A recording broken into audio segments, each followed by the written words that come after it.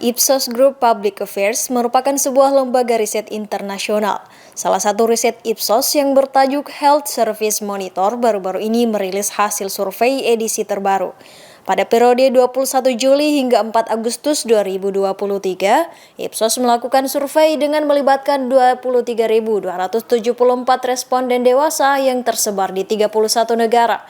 Survei tersebut menunjukkan sebanyak 44% dari responden tersebut menilai bahwa kesehatan mental menjadi masalah kesehatan yang paling dikhawatirkan. Masalah kesehatan tersebut menduduki persentase terbesar, disusul oleh kanker di posisi kedua dengan persentase 40% dan stres di posisi ketiga dengan persentase 30%. Kesehatan jiwa atau kesehatan mental merupakan kesehatan yang berkaitan dengan emosi, kejiwaan, dan psikis seseorang. Kesehatan mental dapat dipengaruhi oleh faktor genetik, juga faktor lainnya yang biasanya diakibatkan adanya peristiwa dalam hidup yang berdampak besar pada kepribadian dan perilaku seseorang. Beberapa jenis gangguan mental yang umum terjadi antara lain depresi, gangguan bipolar, kecemasan, gangguan stres pasca trauma, gangguan obsesif kompulsif, dan psikosis. Penderita masalah kesehatan mental ini dapat ditangani dengan beberapa tindakan, seperti psikoterapi, pemberian obat-obatan, perawatan intensif di rumah sakit, rehabilitasi, dan lain sebagainya. Meskipun sudah terdapat banyak penanganan untuk masalah kesehatan ini, tentunya dibutuhkan langkah preventif untuk mencegah timbulnya gejala-gejala gangguan mental di masyarakat, mengingat dampaknya yang begitu besar.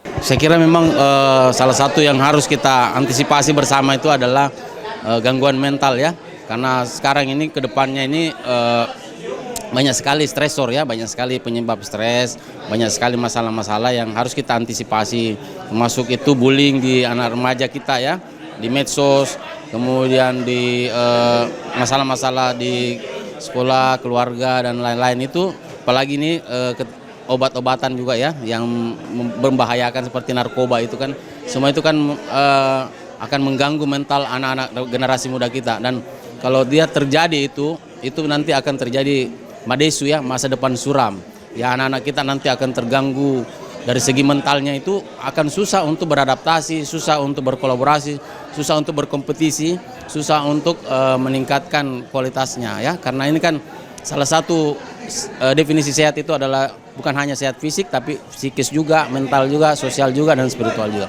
Harapan kita bahwa mari kita sama-sama mengantisipasi gangguan mental ini di masyarakat kita, terutama anak-anak remaja kita. Juga ini dalam kegiatan pemilu dan pemilu kada ini tentu banyak hal nanti yang terjadi dalam masalah-masalah itu dan bisa menyebabkan gangguan mental ya. Dan oleh karena itu mari kita menguatkan ya kesehatan mental ini kepada masyarakat, termasuk spiritualnya ya, supaya bisa menseimbangkan antara fisik dan psikisnya, dunia dan akhiratnya, supaya jangan terjadi gangguan mental ini yang berat, dan itu akan membuat rumah sakit jiwa kita akan ya penuh dan juga akan kewalahannya.